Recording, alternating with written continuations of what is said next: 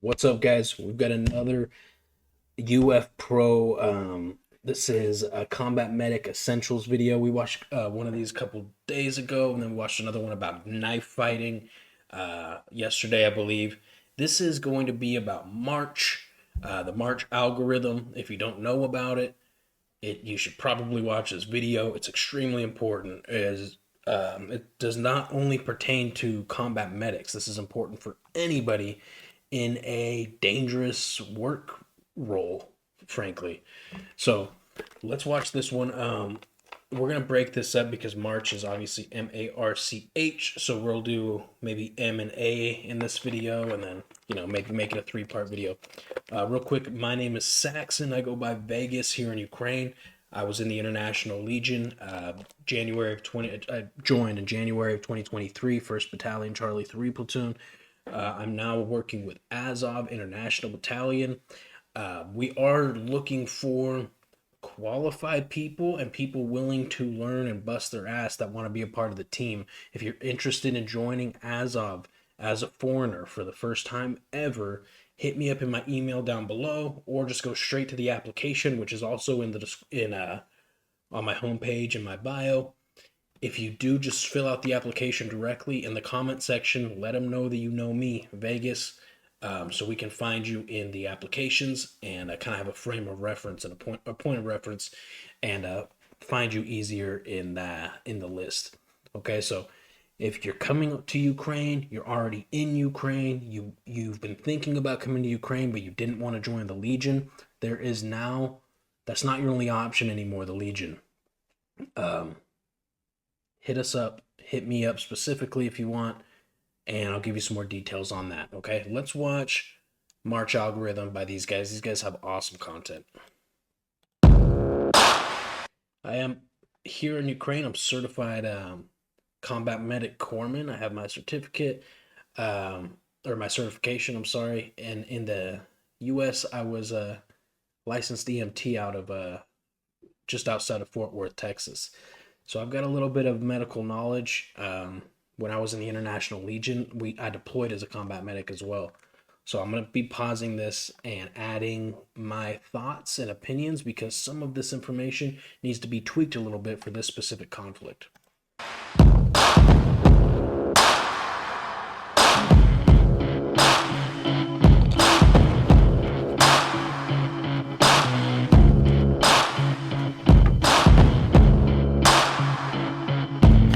So, we are no longer under effective hostile fire and have reached fire superiority.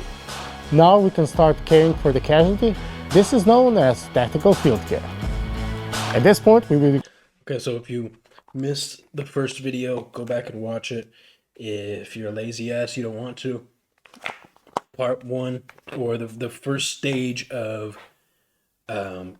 tactical field care, is care under fire. This is when you initially take that casualty, you or somebody on your team gets hit, goes down, what to do. And the number one thing is always return fire and eliminate the threat or achieve fire superiority, pin the threat down so you can get to your casualty and hopefully move them off the area where they were hurt, and get them to a location where you can start doing your interventions, tourniquets, chest seals, shit like that. That's just a real rough breakdown of the first video. Now we're moving into the portion where, let's say, all that already happened, you were able to get your casualty, drag him into a safe area. Now that's where we're at right here.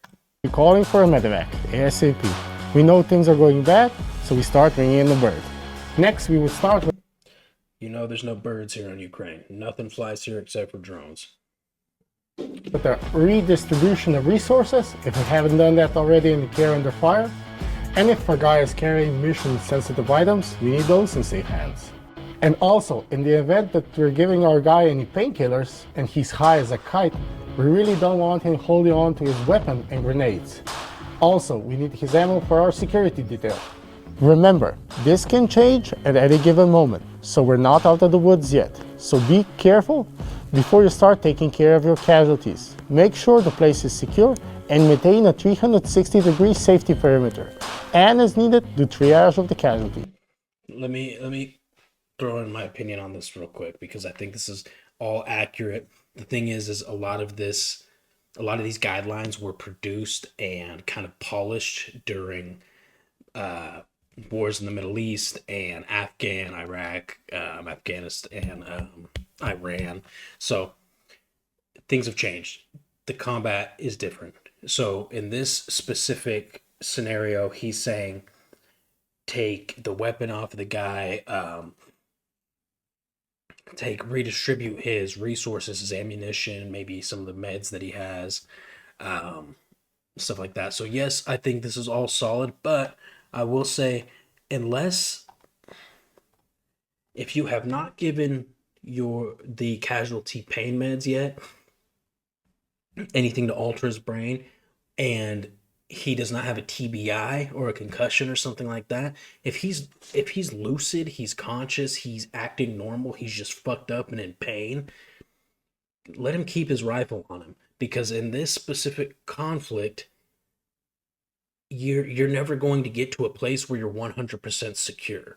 That at any moment the tide could shift of that battle that you're in, and you could have guys running up on you, right? Where you thought was a safe position, you're working on this casualty, somebody could an enemy could be, meters away from you.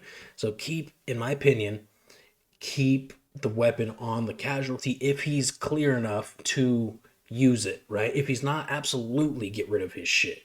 Take anything that he could hurt himself with or hurt you or your team with. Oh yeah, if you find a casualty with polytrauma, in English, our guy is really fucked up, without a pulse, no respirations, and other vital signs, we don't resuscitate, no CPR. Yeah, obviously no CPR on the battlefield, at least in most cases, right? When they're talking about triage, they're talking about prioritizing your casualties. If you took a mass casualty incident or a situation, maybe it was a landmine that blew up fucking 3 of your guys out of the 10, right? And one's missing a leg, and in triage you have to mentally prioritize these casualties and then physically treat these people based on the severity of their injuries. So if you run up and this guy there's no chest rise and fall, he's not breathing, you check his pulse, he's got no pulse, he's, I don't want to get too graphic on YouTube here, but you can usually tell if someone's dead or they had just died. If that's this guy, don't waste your time. Unfortunately, it sounds super morbid, but don't waste your time on this guy. Hurry up and get to the other guy, because he could still survive. You run over to the other guy and he's got a massive bleed. You could hurry up and get a tourniquet on that guy, and you could have just saved that guy's life. But if you stay there and you're trying to fucking do chest compressions on a dead guy, the other guy's bleeding out, and now you lost 2 guys instead of just the 1. Tactical field phase. Now let's jump right into our assessment. We got our security set. I like to teach my guys the simple acronym M.A.R.C.H, which stands for massive bleeding, airway management, respirations, circulation, head injury, hypovolemia, and hypothermia. And now let's start with massive bleeding. Basically, massive bleeding is everything you see that's really bad, that's bleeding, you need to cover it. No small boo-boos. But first of all, if our guy put the tourniquet on in the care under fire phase, we double check it. If it's on correctly, if it's on high and tight, okay, everything seems to be in order. If the tourniquet is not holding, you put one next to it, side by side, cinch it in, and leave both in place. Okay, he did a good job. I'm a good medic. Now, never remove a tourniquet unless you are trained to do so and you know how to do tourniquet conversions. They call this a hasty tourniquet. Let's say right immediately when the casualty took place, he was hit, he went down. This guy's really well trained, so he got his tourniquet on, but then he passed out, right? Maybe he didn't get it on very well. He's still bleeding when you get to him. You want to get him to a safe place, throw another tourniquet on above that one, right? Typically above that one, as close as you can to the original tourniquet, and crank it down. Stop that bleed. Also, massive bleed is the #1 cause of death here in Ukraine on the front line. Massive bleed, massive bleed. So tourniquets are, even in my experience, even in the lowest trained units in Ukraine, they rehearse and practice tourniquet drills, right? You'll just be standing and you'll be doing a lesson or something outside. You're all listening to the instructor, and they'll throw a training grenade. Everybody jumps, right? Take cover, and they'll say, okay, now right leg, go. And then you got to take out your tourniquet off of your plate carrier, wherever you keep it, throw it on, get it on under 30 seconds. They say it takes about 3 minutes for someone to bleed out completely. It could happen a lot faster, depending on the injury, if they've got multiple heavy bleeds, whatever. You want to get it on under 30 seconds. Train that. This is a skill you could train at home. You're sitting watching this video, you got a training tourniquet you got for $3 on Amazon, throw that bitch on, crank it, figure out how to do it quickly. Check the neck. Also, black gloves are not the move, because when you're doing a search like this, you're doing your blood sweep, and you're checking. It's really fucking hard to see blood on black gloves. They look cool, but it's really hard to see blood on black gloves. And if it's nighttime, which it will be oftentimes in Ukraine when you're on an operation, there's no shot you're seeing blood on black gloves. Check the axe pockets. Check the groin. If you see any blood, you cut the uniform, you expose the bleed. If it's bad, you pack it in with a combat gas or any other hemostatic agent. Okay, you do a visuals. Combat gauze or hemostatic agent, they're the same. They're typically the same thing. It just means it's gauze, right? Everybody knows what gauze is, like your regular bandage wraps that you see in movies and stuff, but it has a blood clotting chemical on the actual bandage. So it saves lives. Like, this is one of the best inventions ever for combat medicine, is hemostatic gauze. But it's expensive as shit. You want to get this stuff donated to you for sure if you can. But definitely keep gauze or hemostatic gauze on you. Sweep of his body, no bleeds. Okay, good. You always talk with your guy. Hey buddy, are you okay? Okay, say I'm okay. I'm okay. Okay. What does that okay mean to us? That means that his airway is open. It's patent. We don't need to waste time checking it. If he's making any sense in his words, like when he says his airway is patent or patent, it means it's open, it's functioning, he can breathe, he can talk. If he can talk, he can breathe. It's a good rule of thumb. It's like, goddamn son of a bitch, or something like that, PC correct. That means that he's making sense. He's getting some blood into his brain. He's getting oxygen. That means he's not in shock at this moment. If he's doing like, I'm gonna become an officer, okay, he's apparently losing it. He's not getting enough oxygen in his brain. He's probably going into shock. If you haven't done that already, we take away his weapon, radio, grenades, so he doesn't do any damage. We take away his magazines, give it to the security detail because they need it. And that pretty much sums up the massive bleeding portion of our... Solid. Couple things that he did not do that I would recommend. When you're doing your blood sweep, when you get to the ankles, stick your fingers into the boots, because they could be bleeding from the ankles, they could be bleeding from the feet. Stick your fingers in the boots, check your blue gloves. Hopefully you have blue gloves. Check your blue gloves. Okay, no blood, cool. Also, he did not check his back, right? So you definitely, when you've got him like this, you gotta roll him. Hopefully his plate carrier is already off, right? You gotta roll him, get your hands on his back, make sure he's got no wounds. There's been so multiple times where they do a blood sweep like our guy just did right here. They did not check his back. Everything seemed okay. And then the guy dies on the way to getting to the stab point or the stabilization point. Right now, how the hell did he die? Because he had a hole in his back and he got tension pneumothorax because nobody put a chest seal or a seal on the wound, the hole in his back. Our March protocol.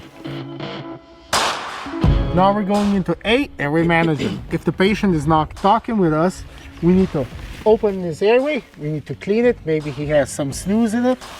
We need to listen here for breathing. We can multitask and see the rise and fall of the chest. Okay, he's breathing with us. Okay, that's wonderful. If he's unconscious, we need to secure the airway. We can do that in multiple different ways. We're gonna do it with an MPA, nasopharyngeal airway, which is basically a nose tube.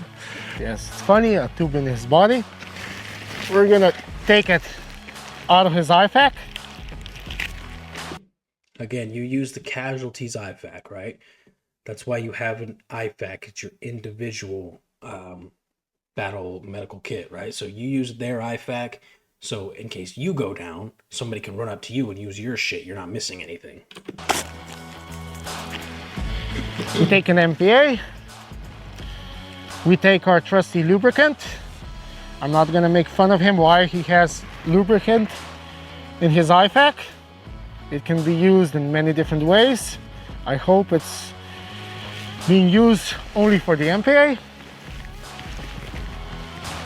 Bevel towards the septum.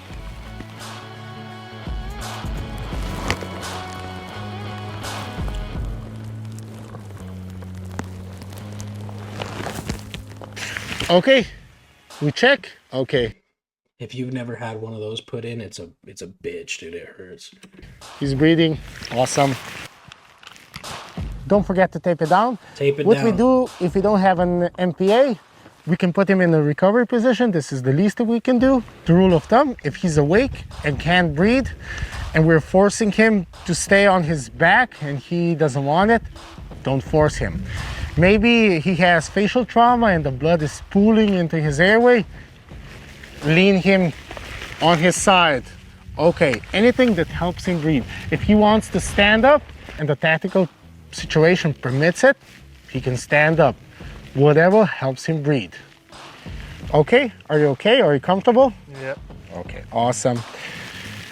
Okay, that pretty much sums up the A. You see this happen a lot in well, really any combat medical situation, or in hospitals you'll see this too, even with nurses, EMTs, paramedics. They'll tell the casualty, lay down. We need you to lay down. You have to lay down. You need to lay down. If they feel better and they can breathe better and they can function better sitting up or standing up, let them do that. Do not force them into a position that's going to make their injuries worse, or make them panic, or make this situation even worse for them, right? Let them get into the most comfortable position for them. I think this is the end of A. Portion from the M.A.R.C.H algorithm. Now we go into respirations. Okay, this is the end of A. So M.A.R.C.H, right, is incredibly useful. You will use this every single time you have a casualty, right? And it's the way it's made. M.A.R.C.H is an order of severity, usually, right? Massive bleed, airway. Because if you get to someone and you're checking their airway first and you did not check for massive bleeds, you could be checking their airway. Okay, it's clean, it's good, but the whole time he's been massively bleeding, he's dead. Okay, so you want to check the massive bleed first, because that's how they could die the fastest. Okay, he's good. You move on to the second way they can die the fastest, by suffocating or not getting oxygen. Okay, he's good there, then you move on, right? Don't skip steps. That's how people die. Again, these videos are really, really good. These guys do a great job. I can't figure out where they're from based on their accents or their camouflage patterns. Let me know in the comments if you know. Definitely European of some kind. That's it. This was a little bit longer of a video, but this M.A.R.C.H is so important, and in this conflict specifically, because you will not always have a medic. You will not always have a medic on your team, And if you do, he may not always be a competent medic. He may not be as trained as, you know, your combat medics in the US military or something, right? He could have gotten a hasty training in the Ukrainian military, and that's your combat medic, and he's had no experience in the field, right? So my point is, you need to know this shit too for yourself. If you go down, you got to know how to put a tourniquet on, right? You got to know the signs and symptoms for hypothermia and for traumatic brain injury and all this stuff. Or what if your medic goes down? Your medic gets hit and he's KIA immediately, and you got two more wounded. You're the only one standing. Now you got to provide aid to these guys. So it's extremely important to learn this stuff. March part 1, we will go through the rest of the letters in part 2. Please watch this stuff. It's really good stuff. Also, if you're coming to Ukraine, you want to be a part of the Azov team, you think you're right for the team, you think you would fit in, message me down below or fill out the application and mention my name, and we'll see if you're right for the job. We're really excited about this program, you guys. It's a big deal. It's history. The first international battalion in Azov. It's pretty cool, man. So I love you guys. Please like, share, subscribe. We're trying to blow this channel up, get more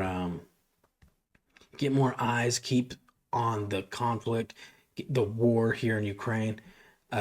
Keep it relevant, keep it on the forefront of people's minds.